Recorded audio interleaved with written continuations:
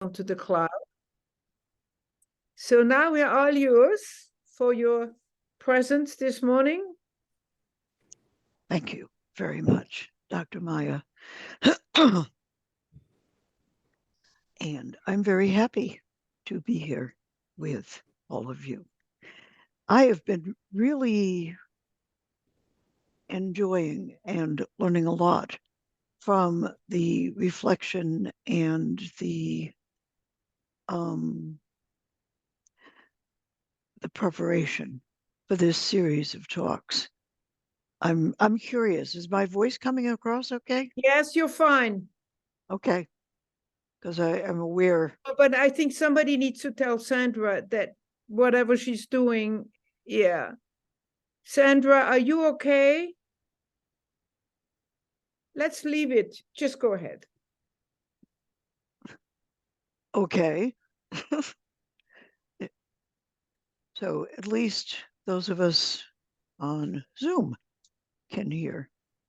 So we started 3 weeks ago by purposely focusing our attention on the basic choice that we have in every moment, whether we consciously choose to be in higher awareness, in the spiritual dimension, in the absolute dimension, where we can always trust that love is and grace are manifesting.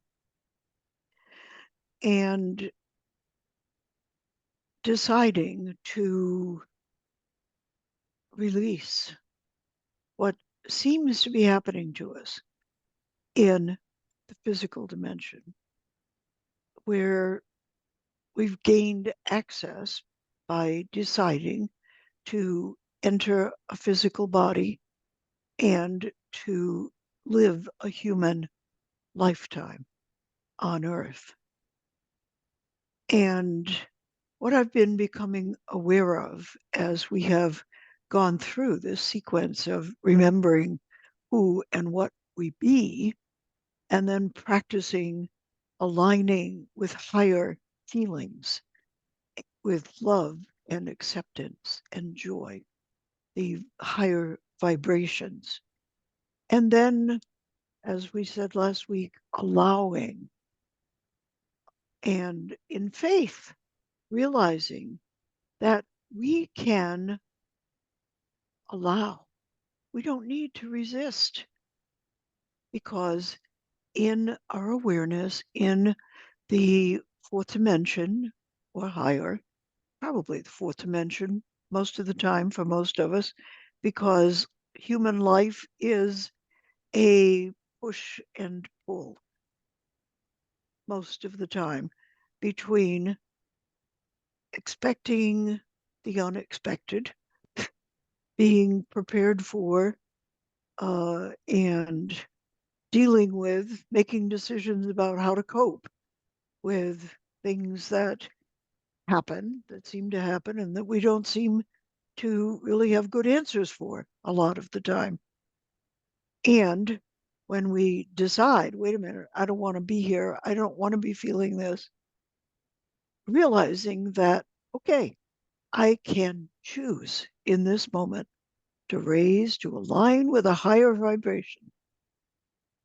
And in that spiritual awareness, I do not need to resist, to be afraid, to, you know, expect that anything but what I want and will be able to resonate with in joy is going to happen to me. And it's been very interesting to really become aware. I remember this even before this series of talks, but over the last week, as I've thought about, okay, so we all humans all beings, all physically alive beings are spirit entities, spirit energies who have agreed to incarnate in the physical dimension for a purpose. And whatever our purpose may have been, it always, because this is the way, this is the law of what's going on in the world, in the higher spiritual dimension, it's always to help us figure out how to contribute more love, more kindness, more compassion, more joy to others, to the experience of others in the physical dimension. And that's universal. That's what we're all about, all of us. You can look at anybody in your life, and that is what they had in mind when they chose, when they accepted to incarnate into the physical dimension. And then we get to the physical dimension, and a piece of that agreement is that we're going to forget anything we know already, and we're going to deal as what we are in that moment, what our awareness is with whatever happens. And we, you know, we all come with something that we want to learn to help us be better contributors of love. And so I became aware, and I've really been thinking about it, of a decision. Now, I knew this as a psychologist, that right from birth, kids are assessing what's going on in the world to an amazing extent, and they're making decisions. They're creating stories, they're making meaning. So I remember when I just turned 3, I remember sitting in the living room and my mother and her sister, my aunt, and her mother, my grandmother, coming back into the house after having been absent for a while, bringing my brand new baby sister, Susan. And they were all, around the baby, and they were saying, "Oh," and "Oh," and "She is so beautiful. Oh, she is so wonderful. Oh, we are so happy to have her." And I remember sitting there and nobody said anything to me or paid any attention to me. Just turned 3. You know what 3-year-olds are like, right? All about me. And I remember deciding, thinking, oh my God, I failed. Oh, I I have lost the opportunity for my mother to love me. She went out and replaced me. oh, oh. Well, I mean, where does a little kid come up with an idea like that? Hmm. Somehow it was part of, what I was programmed with as an awareness to expect that I was going to fail. And that's been a challenge for me all my life. I have been working all my life to get out of that expectation. And especially with regard to my mother, it, our story together was not very pretty. After that decision, I resisted her at every turn. Now, I'm pretty resistant as a personality. I I've always been an activist, a protester, right in the front line of all the demonstrations, yada yada. So this is something that I've been working out in across my life. But to realize it goes back in as far as that story, that as a just 2 year old, I made up and believed is really kind of wow, sobering. So when did I finally get past that? After my mother died, I was in my 50s. I experienced a blessed moment of grace when it occurred to me to look at my mother from a different point of view and to really think about the childhood that she had and to ask myself, how would you have been as a mother after that childhood?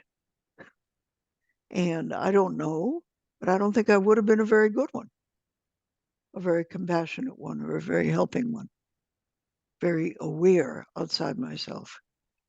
And that moment when I realized what she had been working with in her life gave me compassion for her. And it was a miraculous time when I was able to move past that constant expectation that something, that somehow I was going to fail. And that was really a turning point. So, what happened at that point? I had been studying, you know, and reading Unity texts. Unity has been very helpful to me all my life. And at that moment, with that thought, finally, I was able to vibrate consistently in spiritual awareness. It was kind of like a lifelong challenge that through compassion and grace, I finally was able to move past and to begin to be able to relate to other people in my life, my friends, my bosses, my colleagues, my spouse, and in a way that was not defensive. It was a moment of grace. And for all of us, when we are able to think in terms, to feel compassion, that is a moment of grace because it raises our being in that moment into the spiritual dimension and gives us access to the whole different way of being in the spiritual. It opened the way for me, for instance, to begin to have faith that, okay, as a being who is remembering consistently to raise my vibrations,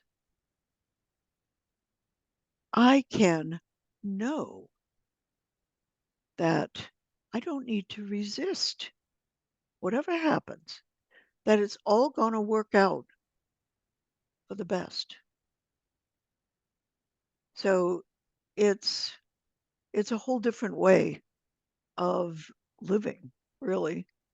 And I'm really seeing as the news evolves about the Hamas Israeli conflict, I'm seeing that human awareness has evolved in the last century because the initial response was, oh, get back at them. You know, they wipe them off the face of the earth, bomb them into extinction, whoever them was. And then we had leaders, world leaders, who said, now, wait a minute, there's a lot of innocent people in this. They're humans. We're connected to them. We're related to them. We need to take care of their needs. We need to provide them with the opportunity to take care of their needs, to go where it's safe, to have what they need. And it's been really encouraging, I think, to watch that happening on the world stage. Now, it's still not clear, what the final outcome is going to be, but we, since we're all one, we can be aware of love, of kindness, of compassion, vibrate as we've been talking about these last few weeks, bring ourselves up, our awareness up, so that we're vibrating in positive feelings and add energy to compassion and to kindness and to helpfulness as it is being suggested and promoted and negotiated on the worldwide level.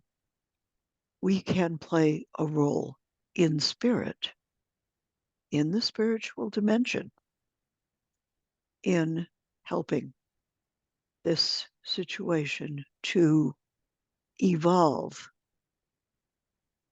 in a better way than for example, in the late 1930s, the invasion of, I don't know what country, by Germany, and war, and invasion by Japan, and war.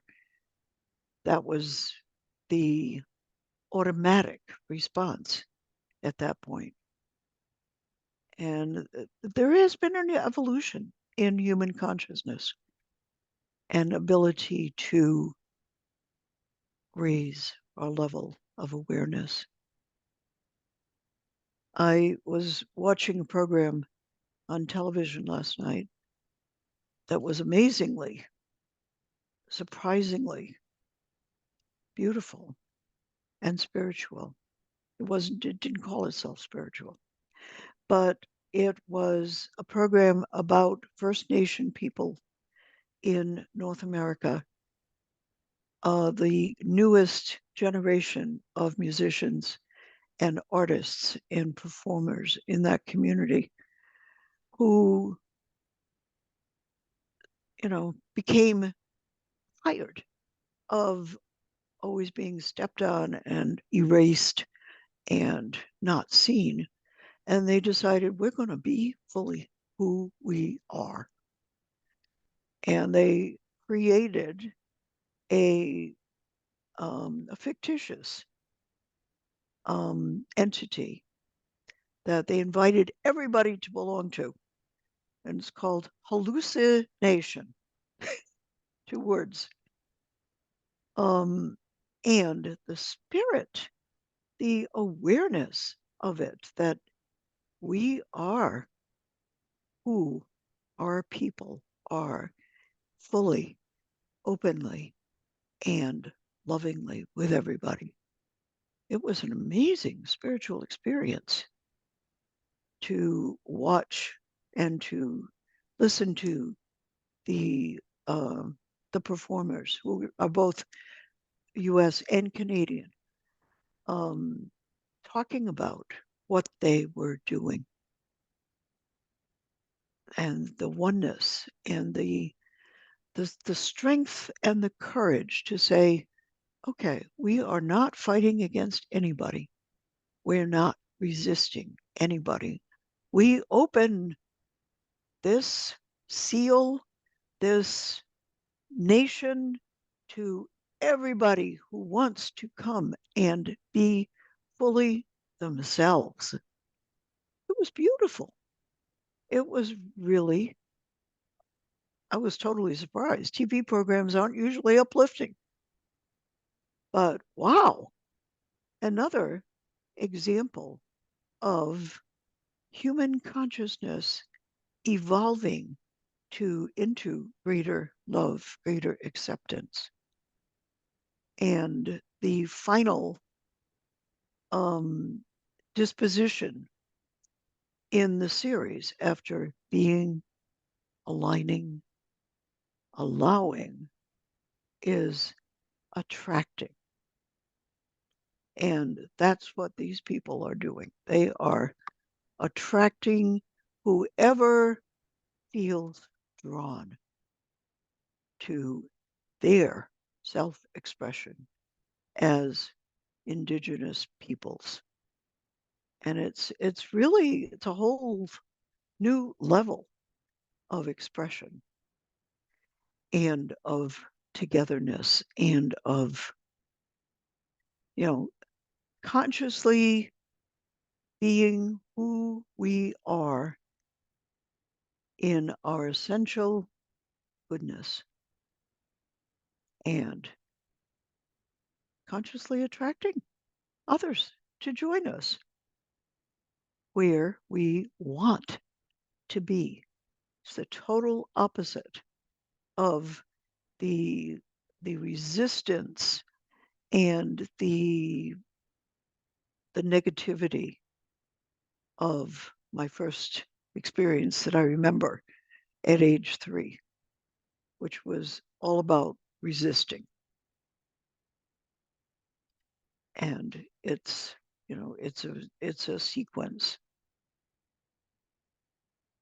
I found an article too in the newly appeared Unity magazine, November, December 2023, and it's kind of an interview of the Irish spiritual teacher Laura Byrne, who told about an experience she observed.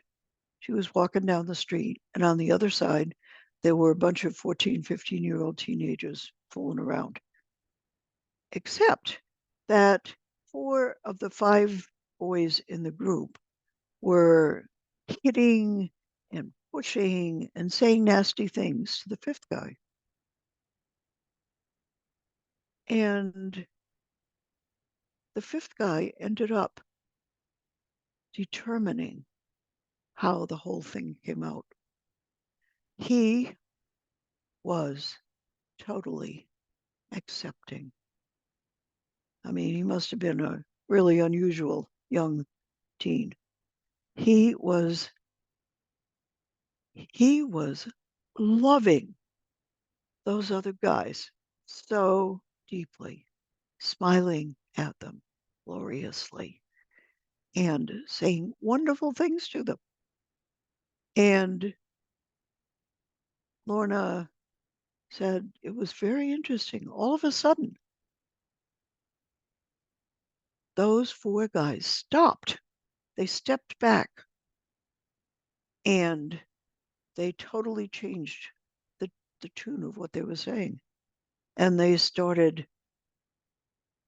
giving the boy back his papers that they had thrown all over the ground and said, "You know we're your friend, don't you?" And they waited with him at the bus until his bus came. and put him on the bus and said, look forward to seeing you tomorrow. Like, wow, that kid had something going for him. He was in a state of love and acceptance. And that can be miraculously powerful. I've heard other stories similar. For instance, a friend of ours, part of a large family that immigrated to the US from Liberia, the grandfather, our friend's grandfather, was a Christian spiritual leader in his community.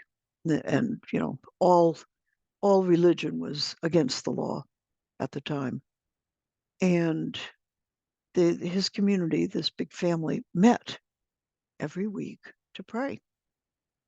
And one night they were together praying and singing, and there was bang, bang, bang, bang at the door. And the grandfather said, okay, I'm going to answer the door. I want you all to keep focusing your love on whoever is there. Just stay in that focus. And he went and answered the door. And yeah, it was a bunch of soldiers with their rifles pointed at him. Let us in. And he said, oh, we're very happy to see you. Please come join us. And he stepped aside and gestured them to come in. They couldn't. They started looking at each other in confusion. And finally they said, have a good evening, and turned around and went away. Wow. That's the power of being able to have faith, to know that in the spiritual dimension, nothing's going to happen to us. Nothing can happen to us that's negative. I mean, those are dramatic, unusual stories, but they illustrate a truth that who and how we think has tremendous power to make life better for everybody who encounters higher awareness. So I invite everybody here as this is the end of the series of talks on third and fourth dimension and the steps to being powerfully immersed in higher awareness so that we can let go of all resistance, allow whatever needs to happen, knowing that it can only be positive in response to love. That's carrying higher spiritual awareness to a heroic extent, but we all get to do it in one way or another in our lives. Essentially, when I was able to let go my resistance and discover compassion, that I could feel compassion for my mother's very, very difficult childhood in an alcoholic family. That was the moment of acceptance, of allowing, and of non-resistance for me. And it changed everything in my life. So I offer the thought to you, where am I in this process? I wonder, whatever it is that an experience makes you wonder. Wondering is an opportunity for discovery. So I invite you now to join me in meditation.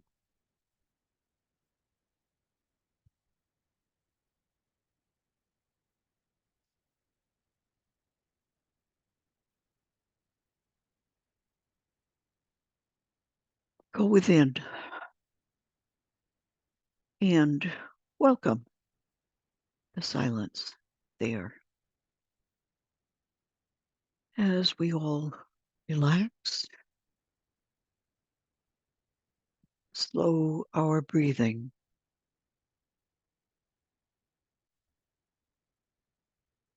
shift our awareness from whatever thoughts are jumping around in our minds about what we're going to do after the service, what we're going to eat, where we're going to go, who we're going to talk to. The only truth, the only higher truth is always in the now. So let go of what's not now. Pay attention to the bodily sensation of breathing.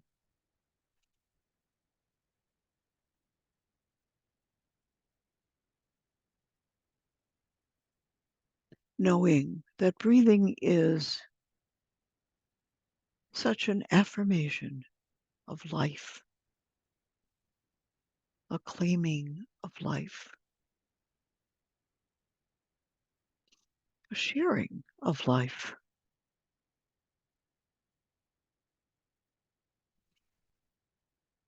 And as we slow and deepen our breath, let us relax into knowing that we are all part of the one loving energy, the one beautiful intelligence,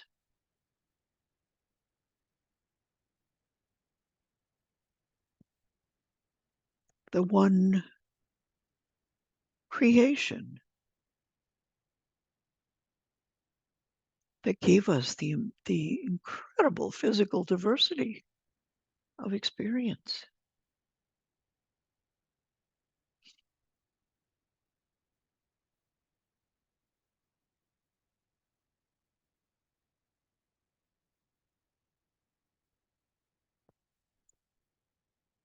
In the powerful now of my life, I relax, align, and allow every positive experience. I know with certainty that in the absolute spiritual dimension, I am safe. I am love.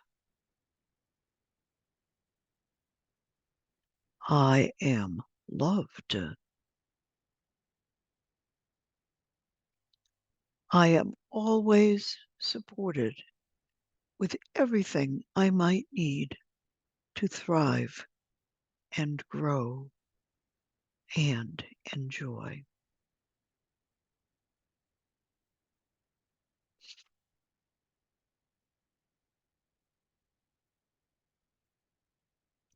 I know and am grateful for my ability always to decide to vibrate as one with love and kindness.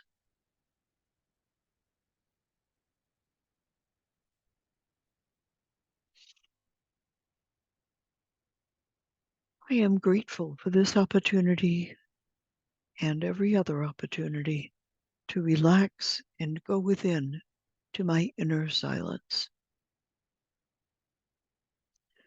where I come together with all other beings of light to experience kindness and bliss.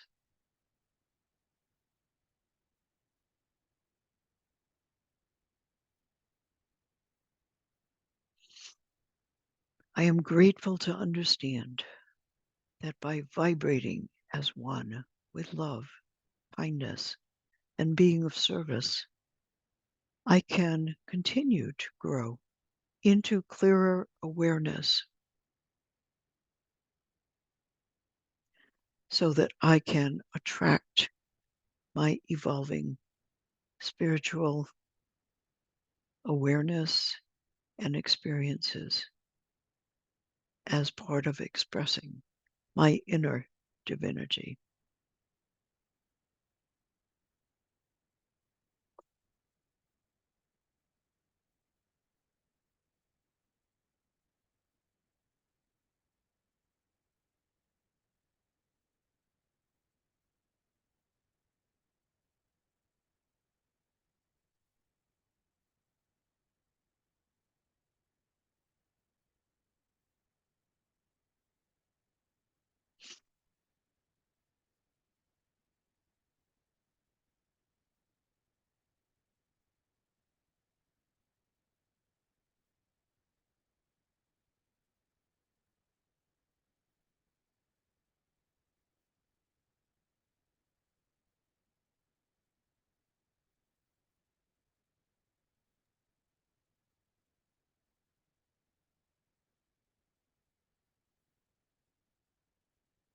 Now, I joyfully bring my consciousness back into my physical body and into the space where I have paused to relax and regenerate.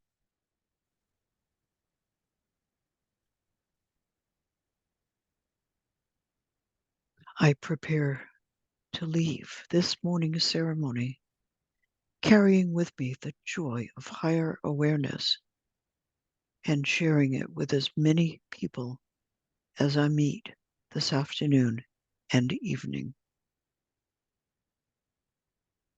And I say thank you to everyone here for coming together with us as one this morning.